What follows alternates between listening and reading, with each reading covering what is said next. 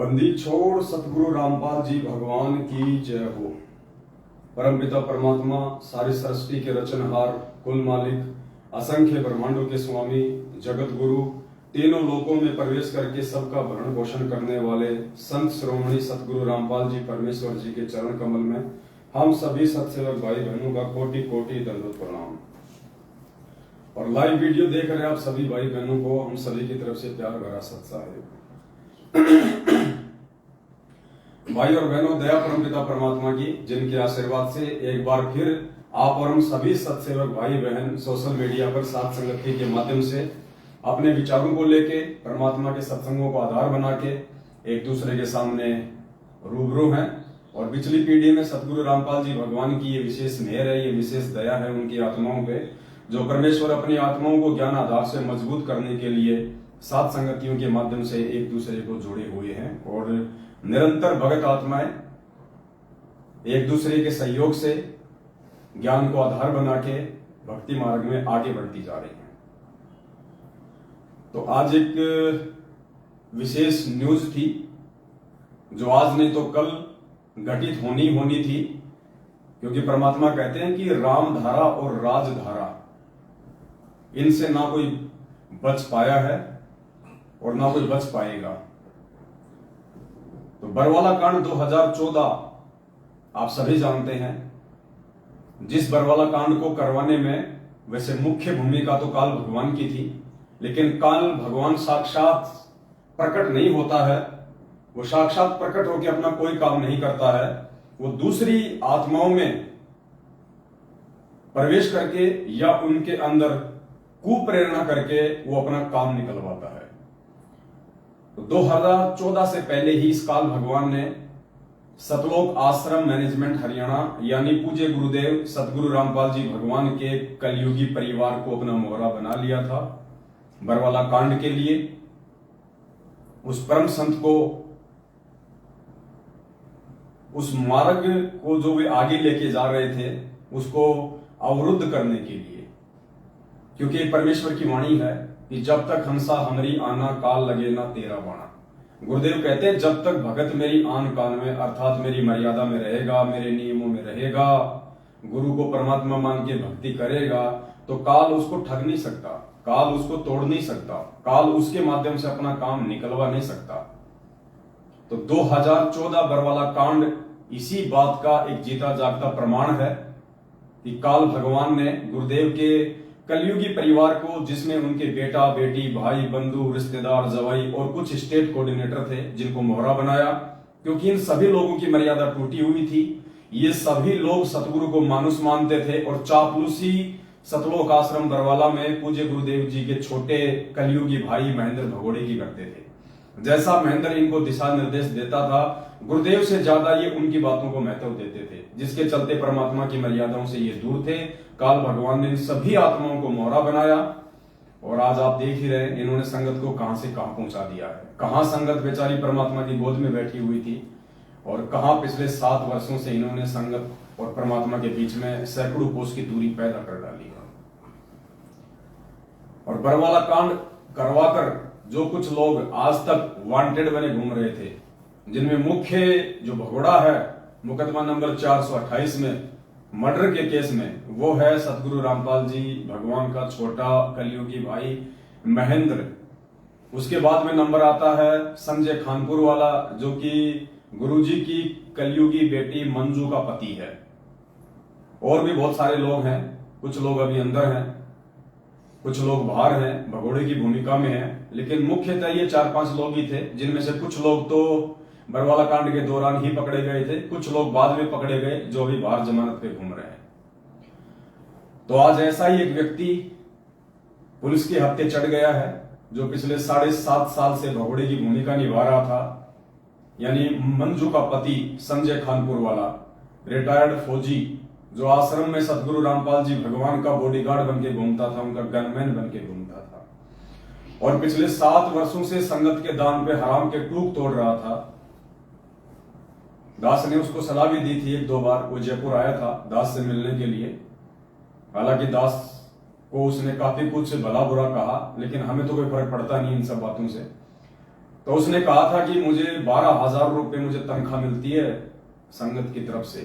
तो दास ने कहा, रे नालायक, तू काहे की तनख्वाह ले रहा है? तू हट्टा कट्टा आदमी, मजदूरी कर, कहीं टोकरी गेर, 40-45 साल की तेरी उम्र है, तू क्यों संगत के टुकड़ों पे पल रहा है? और तू खुश होके मेरे को कह रहा है कि मुझे 12,000 रुपये मुझे तनख्वाह मिलती है, जैसे तू लोगों के घर में जाकर तू उनके खेतों के अंदर हल चला रहा हो। तो पुण्यात्माओं, हराम के खाने वाला कब तक बचेगा? आज ने तो कल पकड़ा तो जाना ही था। परमात्मा के दोषी हैं ये लोग, कब तक छुपते फिरेंगे, कब तक भागते फिरेंगे? तो देर सवेर बाकी लोगों का भी नंबर आएगा, इसमें कोई दो राय नहीं है। आज संजय खानपुर वाले का नंबर आया है। अब बेटे की अच्छे से जो है उसकी खातरदारी होगी जवाई राजा की, जैसे जवाई राजा की ससुराल में खातरदारी होती है ना, चावल बनाते हैं, फिर घी डालते हैं, फिर बूरा डालते हैं, सास उसके पास में बैठ जाती है, अब वो पुलिस वाले सास बन के उसके पास बैठेंगे, ढंग से उसका जो रिमांड जिसको हम कहते हैं ना, अब अच्छे से होगा, क्योंकि 7 साल से जितना संगत का खाया है वो परमात्मा निकालेगी का। तो हम आगे बढ़ेंगे, क्योंकि एक पीला पर्चा सतलोक आश्रम मैनेजमेंट हरियाणा वालों ने उसी विषय पे अभी शाम को 7 बजे भेजा है। बताओ, 7 बजे भी गुरुजी तो बिल्कुल हाजिर जवाब रहते हैं इनके लिए, चाहे रात को 12 बजे गुरुजी से जवाब मंगा लो, बिल्कुल तैयार रहते हैं परमात्मा इनके लिए। बताओ ये कौन सा टाइम है? देखो ऊपर टाइम लिखा हुआ है, ये देखो इधर, समय 7 PM। बताइए, और तारीख कितनी? आज ही आया है, 23 जून 2022, यानी आज की डेट है। अभी तकरीबन 2 घंटे पहले आया है 7 बजे, जबकि जेल 4:30-5 बजे ही बंद हो जाती है, लेकिन 7 बजे का इन्होंने ये पर्चा भेजा है कि 7 बजे संत रामपाल जी महाराज जी ने हिसार जेल से सर्व संगत के लिए एक स्पेशल फरमान भेजा है। तो फरमान आपको एक बार पढ़ के सुना देते हैं, और पकड़ाने वाले भी मैनेजमेंट के ही लोग हैं। दास ने आपको एक बार कहा था पुण्यात्माओं कि मैनेजमेंट के अंदर 3-4 गुट बने हुए हैं। मैनेजमेंट में 3-4 खेमे बने हुए हैं, और इन लोगों ने केवल संगत को मोहरा बना के धर्म को धंधा बना रखा है। इन्हें भक्ति से, ज्ञान से कोई मतलब नहीं है। ये यदि ज्ञान प्रचार करवाते हैं तो सिर्फ अपने स्वार्थ के लिए करवाते हैं कि ज्यादा से ज्यादा लोग नाम दीक्षा लेंगे तो ज्यादा से ज्यादा हमारे पास ज्योति दान और पाठ का पैसा आएगा, वरना इन लोगों को कोई मतलब नहीं है दुनिया में ज्ञान फैलाने का। अगर इनको खुद को ज्ञान होता, अगर इन मैनेजमेंट वालों को, सतलोक आश्रम वालों को, गुरुजी के परिवार वालों को अगर खुद को ही ज्ञान होता, आध्यात्मिक ज्ञान होता या कोई सामाजिक ज्ञान होता, पुण्यात्माओं ये बरवाला कांड ही ना होता। अगर इनको खुद को ज्ञान होता तो परमात्मा के बच्चों को कौन वहां पे काले कपड़े पहना के बैठा था? कौन परमात्मा के बच्चों को उनके हाथों में डंडे, लठ, पत्थर, पेट्रोल बम और बंदूक देके पुलिस वालों के सामने मरने मारने के लिए खड़ा करता? तो इनको खुद को ही ज्ञान नहीं, दुनिया को क्या शिक्षा देंगे? ये जितने भी टीवी चैनलों पे इन्होंने सत्संग चलवा रखे हैं, बेचारे भोले वाले भक्तों को मोहरा बना के फ्री के मजदूर पकड़ के जो ये गांव में जो पुस्तकें बंटवाते हैं केवल अपने धार्मिक धंधे के लिए। इन्हें केवल अपने धंधे से मतलब है, संगत से मतलब नहीं है, इनको दुनिया से मतलब नहीं है, इनको भक्ति और भगवान से मतलब नहीं, इनको केवल पैसों से मतलब है कि बस पैसे मिलते रहे, हमारा काम होता है। और दास का ये जो भगोड़ा जो पकड़ा गया है, बरवाला कांड का मुख्य दोषी मंजू का पति संजय खानपुर वाला, मेरा इससे कोई राग द्वेष नहीं है, ना इसने मेरी कोई जमीन हड़प रखी है, ना इसने मेरे कोई पैसे मार रखे हैं, ना मैंने उसकी जमीन हड़प रखी है, ना मैंने उसके कोई पैसे जो है को मार रखे हैं। लेकिन जो सत्य है वो कहना हमारी सेवा है। ये परमात्मा का दोषी है, इसलिए पूरी संगत का दोषी है ये। और 7.5 साल से संगत के दान पे हराम के टूक तोड़ रहे थे ये। आज ये पकड़ा गया है देर सवेर, क्योंकि कहते हैं ना कि परमात्मा के घर में देर है, अंधेर नहीं है। तो एक न एक दिन सबका नंबर आएगा, और ये समय नजदीक आता जा रहा है। ये परमेश्वर के बाहर आने का भी समय नजदीक आता जा रहा है, और परमेश्वर उसी दिन बाहर आएंगे जिस दिन ये सारे के सारे दोषी, चाहे वो क्रोथा कांड के हों, चाहे बरवाला कांड के हों, ये महेंद्र भगोड़े से लेके जितने भी भगोड़े हैं, जितने भी ये दोषी लोग हैं, जब तक ये लोग सलाखों के पीछे अंदर नहीं हो जाते तब तक परमात्मा बाहर नहीं आने वाले। तो धीरे धीरे एक एक करके सारे भगड़ों का नंबर आ रहा है, सब अंदर जाएंगे, सबकी हड्डियां टूटेंगी। और अब क्या करेगा ये जाके, जैसे इसके बाकी भाइयों ने किया था, जेल जाके गुरु जी के खिलाफ ही बॉन्ड भर देगा, गुरु जी के खिलाफ अपने बयान देगा। जब पिछवाड़े पे डंडे पड़ेंगे तो गुरु जी के खिलाफ पुरुषोत्तम की तरह, रामकुमार ढाका की तरह, बलजीत की तरह ये लिख लिख के दे देगा वहां पे कि साहब हमने कुछ नहीं किया, हमसे जो भी करवाया संत रामपाल जी महाराज जी ने करवाया। संत रामपाल जी महाराज जी के कहने पे हमने कमांडो बनाई, संत रामपाल जी महाराज जी के कहने पे हमने पेट्रोल पंप रखवाए, हमने भक्तों को मेन गेट पे बैठाया, क्योंकि संत रामपाल जी महाराज जी नहीं चाहते थे कि मैं कोर्ट में जाऊं। सारा का सारा ब्लेम पूरा का पूरा ठीक रहा गुरु जी के सिर पे फोड़ दिया जाएगा। हो सके तो अखबारों की कटिंग में आजकल में इसके बयान आने शुरू हो जाएंगे, आप जी देख लेना। सेम टू सेम यही बातें आपके सामने आएंगी जो आज से पहले बाकी जो है पकड़े गए लोगों के बयान आए थे। तो देर सवेर नंबर आया और नंबर आएगा, बाकी लोगों का भी आएगा और उन मनवश लोगों को भी अपने कुकर्मों की सजा मिलेगी, उन नामदान संचालक और उन कोऑर्डिनेटरों को भी अपने प्रत्येक कुकर्म की सजा मिलेगी जो उस परमेश्वर के बच्चों को ये फर्जी नामदान के अंदर खोल खोल के ज्योति पाठ और दान के आदेश बता बता के इन फर्जी आश्रमों में भेज भेज के बेचारों को भक्ति धन से और आर्थिक रूप से उनको ठग रहे हैं। नंबर उनका भी आएगा, भले उनका नंबर पुलिस की पकड़ में ना आवे, लेकिन जैसे अभी 4-5 दिन पहले मध्य प्रदेश के मांडला का तहसील कोऑर्डिनेटर राकेश दास सारनामी जो अभी हार्ट अटैक से जो मरा है, उसके 1 महीने पहले बिहार का स्टेट कोऑर्डिनेटर राजदेव बाबू बाथरूम में बैठा बैठा ही मर गया, हार्ट अटैक। उससे पहले गुजरात का कोऑर्डिनेटर कानू दास वो मर गया। पुण्यात्मा धीरे धीरे सबका नंबर आएगा। उससे पहले जम्मू कश्मीर का स्टेट कोऑर्डिनेटर ताराचंद वो हॉस्पिटल में मरा, अकाल मौत बीमारी से। और आए दिन संगत तो आलू टमाटर की तरह मर ही रही है। तो पुण्यात्माओं अब दास आपको थोड़ा सा ये दिखाना चाहेगा, समझाना चाहेगा। ये पीला पर्चा इन्होंने वायरल किया है। जैसे ये संजय खानपुर वाला पकड़ा गया कल, तो तुरंत सतलोक आश्रम मैनेजमेंट हरियाणा ने एक दूसरे के ऊपर शक की दृष्टि डालते हुए कि भाई किसने पकड़ाया। तो जो भी व्यक्ति थोड़ा बहुत इनके विरोध में होता है ना, जो इनके इन फर्जी फरमानों को नहीं मानता है और जो इनके साथ में होता है, ये उसी के ऊपर अपने शक की सुई लेके जाते हैं। तो आज इन्होंने पीला पर्चा निकाला है 2 पेज का। दास आपको ये पढ़ के सुना देता है, देख लीजिएगा। सत साहिब जय बंदी छोड़ की सतगुरुदेव जी की जय। दिनांक 23/6/2022, समय 7 बजे, यानी आज की डेट है और आज शाम को 7 बजे ही हिसार जेल से इनके अनुसार ये पीला पर्चा आया है। जैसे गुरुजी इन्हीं के लिए बैठे हैं, गुरुजी को वहां पे प्रिंटिंग प्रेस दी हुई है, एक कंप्यूटर दिया हुआ है और गुरुजी की ड्यूटी केवल एक ही है कि मैनेजमेंट के लिए पीले पर्चे छापते रहो बस। ये देखिए, सत्साहिब सर्व संगत व सर्व आश्रमों तथा नामदान केंद्रों तथा सत्संगों को करने वाले सब सेवादारों को दास का निर्देश है। यानी गुरुजी ने पूरे मैनेजमेंट को स्पेशली एक आदेश दिया है, एक निर्देश दिया है आज सख्त स्पेशली। दास का निर्देश है कि भगत सुभाष पुलिस वाला सनोप श्री महेंद्र सिंह, गांव सुंडाना, जिला रोहतक की नो एंट्री की जाती है। कोई सुभाष दास है, कोई पुलिस वाला भगत ही है, रोहतक का है।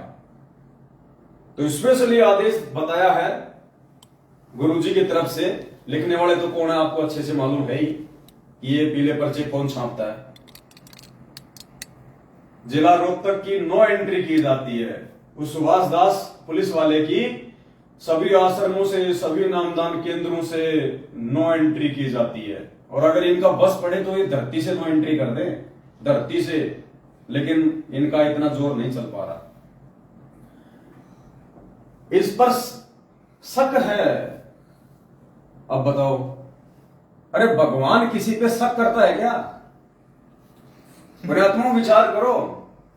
ये क्या साबित कर रहे हैं गुरु जी को? आप और हमारे जैसा दो कोटि का जीव क्या कह रहे हैं? देखो, इस पर शक है कि इसने भगत संजय दास खानपुर वाले को सीआईडी करके पकड़वाया है। यानी ये संगत ने विचार करना है। ये तो जो मर्जी लिखेंगे इस पीले पर्चे में, इनका तो काम है। काल भगवान इनकी बुद्धि पे बैठा हुआ है, पेन कॉपी इनके हाथ में दी हुई है, ये जो मर्जी लिखेंगे। लेकिन आपको ये पीला पर्चा दिखाने का दास का मतलब क्या है कि आप लोग समझो, इसकी लिखावट को समझो, इस पीले पर्चे के शब्दों को समझो। क्या वो परमात्मा भी किसी पे शक करेगा? क्या भगवान भी शक करने लग गया? एक तरफ तो हम गुरु जी को अंतर्यामी कहते हैं कि अंतर्यामी एक तुम, आत्म के आधार, जो तुम छोड़ो हाथ तो मैं कौन उतारे पार। अरे अंतर्यामी को शक करने की क्या जरूरत है? अंतर्यामी तो सीधा सीधा बोल दे कि भैया इसी ने पकड़वाया है और कोई दूसरा नहीं है, यानी बात खत्म। अब ये शक की बात कहां से आ गई? पुण्यात्मा, शक कौन करेगा? शक वो व्यक्ति करेगा जिसको सच्चाई का नहीं पता है, जिसको हकीकत का नहीं पता है, जो 50-50 है, जिसको संदेह है कि वो भी हो सकता है वो भी हो सकता है। तो यहां पे गुरु जी के नाम से ये पीला पर्चा लिखा गया है और कह रहे हैं कि गुरु जी को शक है। यानी गुरु जी लिख रहे हैं इस पीले पर्चे में मैनेजमेंट के अनुसार कि मेरे को शक है। यानी बिना कोई चीज फाइनल, बिना कोई प्रमाणों के क्या हमारे गुरु जी कभी कोई बात बोलते हैं? हमारे पूज्य गुरुदेव जी की सबसे बड़ी खासियत क्या है? सबसे बड़ी खासियत है कि हमारे गुरुदेव कोई भी शब्द अपने मुख कमल से उस समय बोलते हैं जब उनके पास में उसके विषय में 10 प्रमाण होते हैं, उनके पास में वो सबूत होते हैं। जैसे परमात्मा ने ब्रह्मा विष्णु महेश की उत्पत्ति बताई, उनके माता पिता बताए, उनकी जन्म मृत्यु बताई, तो परमात्मा ने उनके 10 उनके एग्जाम्पल दिए, उनके सबूत दिए हैं। और यहां क्या कह रहे हैं? गुरु जी को भी शक है। यानी गुरुजी आश्वस्त नहीं है, यानी गुरुजी अभी पूरी तरह से इस बात से अपरिचित हैं, आप और हमारी तरह दो कोटि के जीव की तरह। तो भगवान भी शक करने लग गया। एक नया पॉइंट निकल के आया है। थोड़े दिनों में पता नहीं क्या क्या बना देंगे गुरुजी को, देखते जाना आप। अगर आप लोगों ने आंखें नहीं खोली ना, पता नहीं गुरुजी को क्या क्या बना देंगे ये। तो कह रहे भगवान को भी शक है भाई।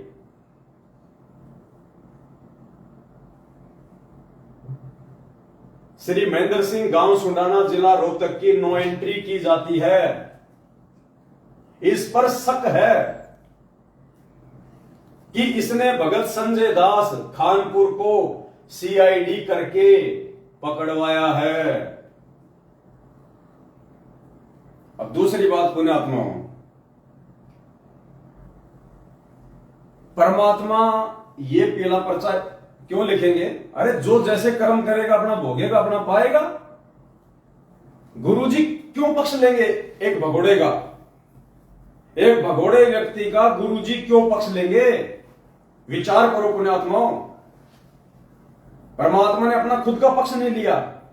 और कोर्ट में क्या कहा था गुरुजी ने हंसते हुए जब उनको सजा सुनाई गई कि भैया ऊपर वाला देखेगा, परमात्मा देखेगा हमारा, तो हंसते हुए। तो यहां गुरुजी कैसे किसी का जो है वो पक्ष लेंगे? अपने ही एक भगत पे गुरुजी शक कर रहे हैं और अपने एक भगत को जो कि भगोड़ा घोषित है। विचार करो, क्या भगोड़े व्यक्ति का गुरुजी कभी पक्ष लेंगे? अरे जो भगोड़ा है वो भगवान का भगत कहां से हो गया? भगवान का भगत कभी भगोड़ा नहीं हो सकता, क्योंकि भगत कभी कोई गलत काम नहीं करता। और जो गलत काम करता है वो जो है वो भगत नहीं होता। और जो भगत होगा वास्तव में वो भगेगा नहीं, वो भगोड़ा नहीं होता। और फिर भी जो व्यक्ति 7.5 साल से पुलिस के आगे बरवाला कांड के बाद में भगोड़ा बन के घूम रहा है, तो सबसे बड़ा दोषी है वो।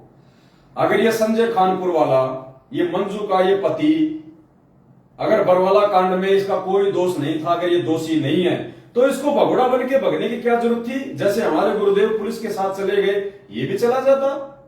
इसको भी अपने गुरुजी पे विश्वास होना चाहिए था, इसको भी अपने भगवान पे विश्वास होना चाहिए था कि भाई ये तो परीक्षा है, जब हमारे गुरुजी नहीं भग रहे तो हम क्यों भगे? देखा जाएगा, हम सत्य हैं, जीत हमेशा सत्य की होती है, आज नहीं तो कल। परमात्मा कभी तो हमारी सुनेगा, जैसा कि पूज्य गुरुदेव जी कहते हैं। तो इसको भगने की जरूरत क्या थी? पुलिस के आगे भगोड़ा बन के, चोर बन के। इसका मतलब ये दोषी है। और दास तो भाई आई विटनेस है, आई विटनेस। मैं तो था बरवाला कांड में, मेरे को भी इन्होंने छोटा मोटा कमांडो बनाया हुआ था वहां पे। तो मुझे तो मालूम है कि बार बार यही आदेश लेके आता था। गुरु जी का आदेश आ गया, भक्तों गुरु जी तुम्हारी सेवा से अति प्रसन्न हैं। हम भूल जाया करते, वाह भाई वाह, आज तो मौज होगी। भक्तों सबको सार नाम मिलेगा, गुरु जी ने बोल दिया है। जिसको प्रथम नाम है उसको सतनाम मिलेगा, जिसको सतनाम है उसको सार नाम मिलेगा। बरवाला कांड होते ही बताइए, ये भगोड़ा आदमी आज जब ये पकड़ा गया तो गुरुजी इसका पक्ष लेंगे। अब आप देखते जाओ आगे आगे। इस पर शक है कि इसने भगत संजय दास खानपुर को सीआईडी करके पकड़वाया है। इसी के पुलिस विभाग के व्यक्ति ने तो यहां तक बताया है कि यह सुभाष हिसार से रोहतक इसी शर्त पर बदला गया है, इसने अपने भक्तों को पकड़वाने का वायदा किया है। अब आगे क्या लिखा जा रहा है कि जो इसके साथी भगत हैं, जो पुलिस में है, इसके डिपार्टमेंट में है, सुभाष के डिपार्टमेंट वाले, तो यहां तक कह रहे हैं कि ये पहले हिसार में था ये पोस्टेड, और इसको रोहतक में केवल इसीलिए पोस्टेड किया गया है कि इसने बरवाला कांड के जो भगोड़े भगत हैं उनको पकड़वाने का वायदा किया था हरियाणा प्रशासन को कि आप लोग मेरा जो तबादला है वो हिसार से रोहतक कर दो, और मैं वादा करता हूं कि बरवाला कांड के जितने भी भगोड़े हैं एक एक करके मैं सबको पुलिस को पकड़वा दूंगा। मतलब ये कंफर्म न्यूज बता रहे हैं गुरुजी। अगर ये कंफर्म है तो फिर पुण्यात्मा, फिर ऊपर वो शक कौन कर रहा है? फिर शक करने की गुंजाइश कहां रहेगी? फिर जब इतना कंफर्म हो गया, इसके डिपार्टमेंट वाले यहां तक बता रहे हैं कि इसका तो प्रमोशन, इसका तो तबादला इसलिए हुआ है हिसार से रोहतक में कि इसने भक्तों को पकड़वाने का वायदा किया था, तो फिर शक की बात कहां रह गई? फिर गुरुजी शक क्यों लिखेंगे ऊपर कि हमें शक है? जब इतना बड़ा पुख्ता प्रमाण आ गया सामने, उसी के लोगों ने कह दी ये बात, फिर वो शक की बात यहां पे गुरुजी क्यों करेंगे कि हमें शक है?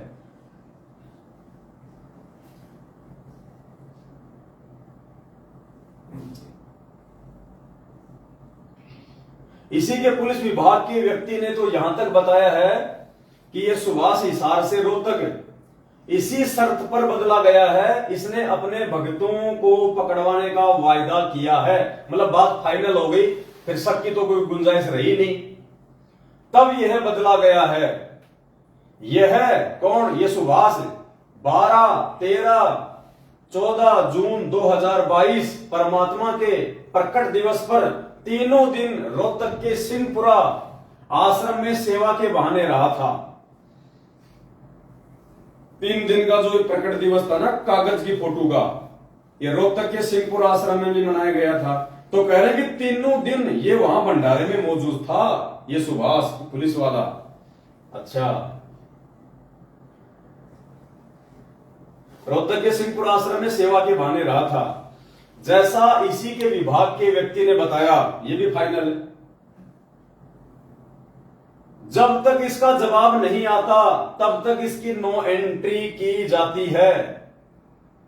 शक तब और दृढ़ हो जाता है जब इसने, सुभाष ने, बेटी मंजू के पूछने पर कि क्या आपको पता है कि संजय मंजू के बटेऊ को पुलिस ने पकड़ लिया है, यानी कह रहे हैं कि उस समय शक और ज्यादा मजबूत हो जाता हमारा सुभाष के ऊपर जब संजय की धर्मपत्नी मंजू, जो कि गुरुजी की बेटी है, उसने इसको फोन किया और पूछा कि सुभाष भाई क्या तुम्हें पता है संजय पकड़ा गया, मेरा पति पकड़ा गया? तो इसने कहा कि हाँ मुझे पता है, पकड़ा गया, अभी 1 घंटे पहले तो पकड़ा गया। उसे तो 1 घंटा हो गया है पकड़े हुए। रोहतक की एसटीएफ टीम ने पकड़ा है। उसी एसटीएफ टीम में सुभाष भेष बदल कर आया है। ये भगत, ये गलत मिसप्रिंट है। भगत बदल कर तो मतलब है नहीं, भेष बदल कर ही होगा। यानी उस जिस रोहतक की जिस एसटीएफ टीम ने इस संजय कानपुर इस भगोड़े को जो पकड़ा है, कह रहे हैं कि उसी टीम का सदस्य था ये सुभाष। बेटी मंजू ने कहा कि भाई आपको पता था तो बताया क्यों नहीं? उत्तर था कि ध्यान नहीं रहा, कि भाई मैं भूल गया बताना। मुझे मालूम था कि तेरा पति पकड़ा गया और घंटा और हो गया, लेकिन मैं बताना भूल गया। अब देखिए आगे क्या कह रहे हैं गुरुजी इन लोगों की तरफ से। यदि भगत सुभाष का स्पष्टीकरण संतोषजनक नहीं मिला तो इसको गुरुद्रोही घोषित किया जाएगा। और पहले तो उसमें इतने शक किए जा रहे हैं, फिर उसके डिपार्टमेंट के लोग भी बता रहे हैं, और अभी भी क्या कह रहे हैं कि एक बार सुभाष से पूरी बात कर लो। अगर संतोषजनक कोई जवाब नहीं मिलता है तो फिर उसको गुरुद्रोही घोषित कर दो। यानी गुरुद्रोही, फिर इसका मतलब गुरुजी घोषित नहीं कर रहे, गुरुद्रोही तो मैनेजमेंट घोषित करेगा। अगर मैनेजमेंट अगर संतुष्ट हो गया तो ठीक है, ये गुरु भगत है, और मैनेजमेंट यदि संतुष्ट नहीं हुआ तो ये गुरुद्रोही है। तो विचार करो भाइयों, गुरुद्रोही कौन घोषित कर रहा है?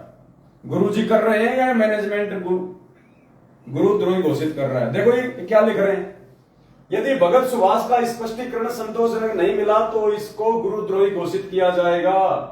यदि सच में यह गलती की है तो परमात्मा का दोषी है।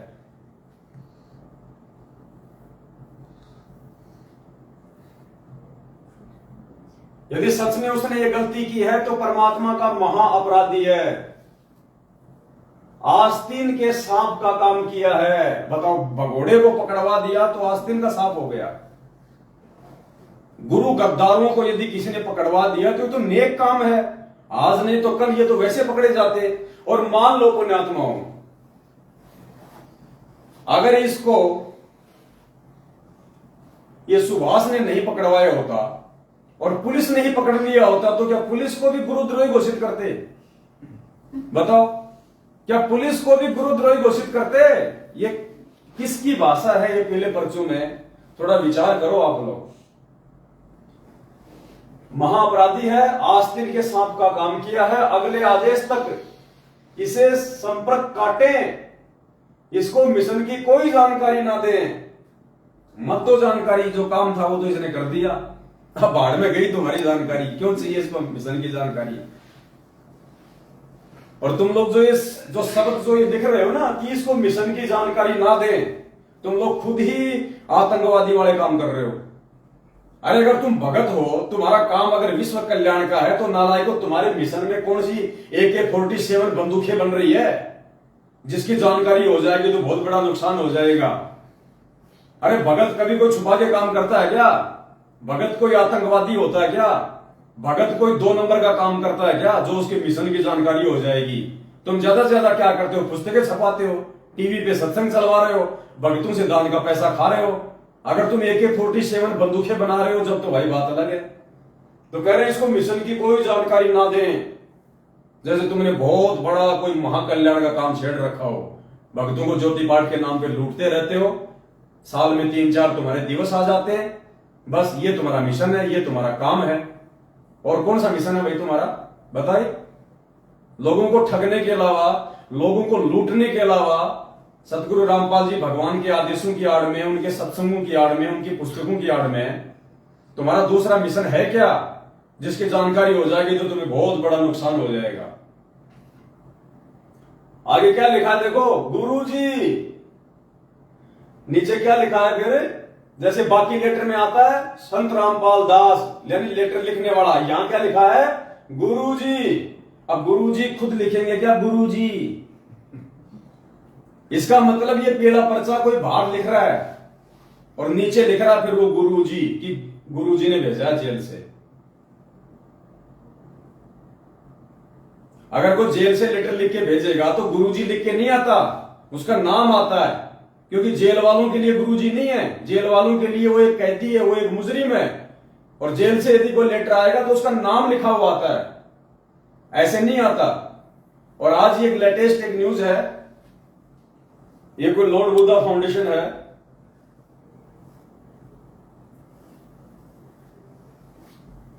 क्या आपके पास? मेरे को भेजना। तो कहते आप भेजो मेरे उसके दूसरे नंबर पे भेजो 82 73 84 वाले। मध्य प्रदेश की कोई संस्था है लॉर्ड बुद्धा फाउंडेशन, आप सब जानते भी होंगे। पहले ये लोग ठीक थे, बीच में फिर इन्होंने खुद भी गुरुजी की जमानत के नाम पे अपना धंधा शुरू कर दिया। तो इन्होंने अभी महीने भर पहले हिसार जेल में कोई आरटीआई लगवाई थी कि भाई हिसार जेल से संत रामपाल जी ने कोई लेटर, कोई वीडियो, कोई ऑडियो, कोई पत्र, कुछ संदेश कोई भेजे हैं क्या आज तक 7 साल से जब से वे जेल में गए हैं।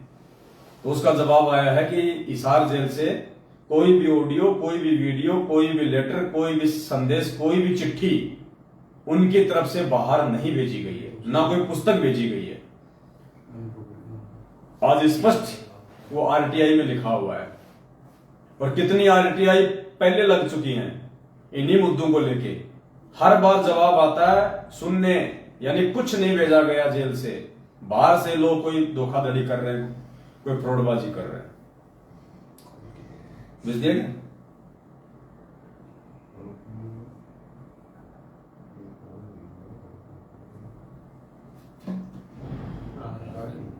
तो ये है वो सुभाष दास पुलिस वाला 2 स्टार। क्या होता है 2 स्टार? सब इंस्पेक्टर है ये रोहतक में। तो इसको अब गुरुद्रोही घोषित किया जाएगा। बताओ आगे। भाई साहब को नमस्कार, आप भी हमारी श्रेणी में आ गए। आपका धन्यवाद है साथ संगति में, अगर आप आना चाहो तो आपका मोस्ट वेलकम है। क्योंकि गुरुद्रोही तो आप घोषित किए जाओगे, इसमें कोई शक नहीं है।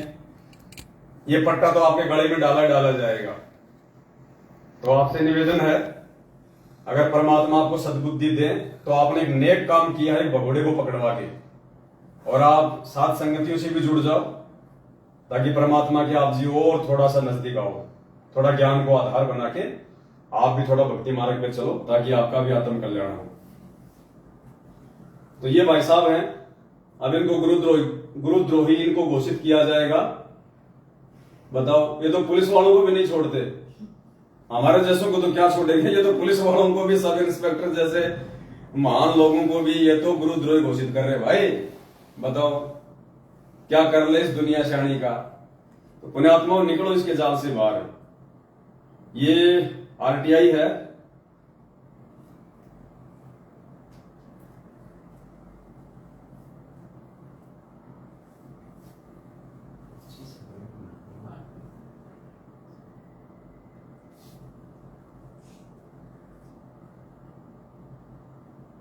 ये दास आपको थोड़ा पढ़ के सुनाएगा। राज्य जन सूचना अधिकारी कम जेल अधीक्षक केंद्रीय जेल नंबर 2 हिसार। सेवा में श्री BL सूर्यवंशी, अध्यक्ष लॉर्ड बुद्धा फाउंडेशन, 197/1 सूरज पोल, रणजीत पैलेस, सूरज पोल, रतलाम, मध्य प्रदेश। क्रमांक 3165, यानी ये आरटीआई का नंबर है 3165। दिनांक 27 मई 2022, यानी अभी ये तकरीबन 20-25 दिन पहले की है। तो इसमें इन्होंने क्या सूचना मांगी थी जेल से? मांगी गई सूचना, संत रामपाल दास जी केंद्रीय जेल नंबर 2 हिसार में वर्ष 2015 से बंद हैं के द्वारा वर्ष 2015 से अप्रैल 2022 तक की अवधि में संत रामपाल दास जी द्वारा जेल में रहते हुए जेल से बाहर पुस्तक, पैम्पलेट, संदेश, ऑडियो, वीडियो जारी हुए की प्रमाणित प्रतियां। तो सामने इसका ये जवाब लिखा हुआ है आरटीआई में। प्रदान की गई सूचना, कोई पुस्तकें, पैम्पलेट, संदेश, ऑडियो व वीडियो इत्यादि इस कार्यालय द्वारा प्रेषित नहीं किया गया है, इसलिए सूचना शून्य है। यानी आज तक 7.5 साल हो गई, हिसार जेल से संत रामपाल जी ने ना कोई पुस्तक जेल से लिख के भेजी, ना कोई ऑडियो भेजी, ना कोई वीडियो भेजा, ना कोई संदेश भेजा संगत के लिए, ना कोई मैसेज भेजा, ना कोई पर्चा भेजा, ना कोई चिट्ठी भेजी। ये आरटीआई कह रही है गवर्नमेंट डॉक्यूमेंट्स हैं। तुम लोग मूर्ख बन सकते हो, सरकार मूर्ख नहीं होती है। नंबर 2, संत रामपाल जी द्वारा जेल में रहते हुए दिनांक 16/3/2022, 20/3/2022 वह 21/4/2022 को जारी संदेश एवं दिनांक 11/3/2022 को डीजीपी राजस्थान जयपुर के नाम पत्र जेल में जारी हुए उनकी जेल अभिलेख की प्रमाणित प्रतियां, यानी इस पवन दास को पकड़वाने के लिए जो आजकल ये फर्जी लेटर लिए घूमते हैं ना, ये थानों में हमारी साथ संगतियां रुकवाने के लिए कि राजस्थान के डीजी के नाम पे एक लेटर जारी किया है, तो वो भी इन्होंने सूचना मांगी कि राजस्थान जयपुर डीजी के नाम पे कोई लेटर जारी किया गया क्या।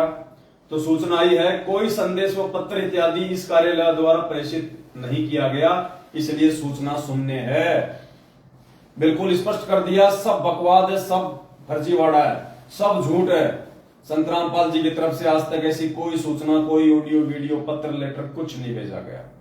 अब ये गवर्नमेंट कागज है भाई, इनको भी अगर कोई गधा नहीं माना है तो फिर तो भाई उसका तो राम ही रखवाड़ा है। फिर राज्य जन सूचना अधिकारी कम जेल अधीक्षक केंद्रीय जेल नंबर 2, ये उनके सिग्नेचर है, ये है पूरा सिस्टम। ये अब बताओ, आपकी आंखों के सामने है सारा, आरटीआई है, सब कुछ है।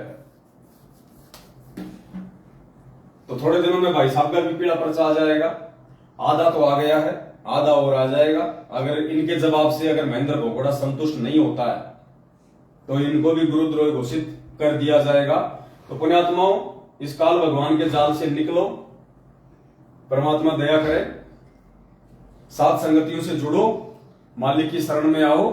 एक ये छोटी सी सूचना थी जो आप सभी भगत भाई बहनों को देनी थी, परमात्मा के आशीर्वाद से आप जीव को दी गई है। और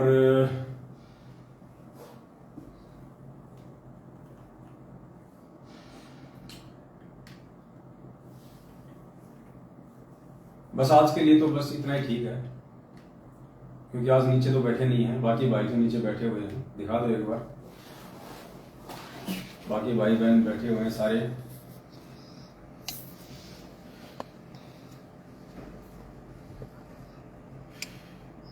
अरे वाह भाई वाह, अरे नीचे से पकड़ के घुमा लेते ना ऐसे, ये ऐसा ये कैमरा ऐसे घुमा लो, सत्साई से भरा ऐसे मुद्दे रामपाल जी भगवान की जय हो। सत्साई सत्साई। बस आज के लिए केवल इतना ही, फिर परमात्मा दया करेंगे, फिर आपके सामने आएंगे। सत्साहे बंदी छोड़ सतगुरु रामपाल जी भगवान की जय।